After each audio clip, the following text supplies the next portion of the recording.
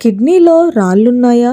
Doctors బయటకు చెప్పని చక్కని చిట్కాలు ఈ వీడియోలో నేను చెప్పబోతున్నాను.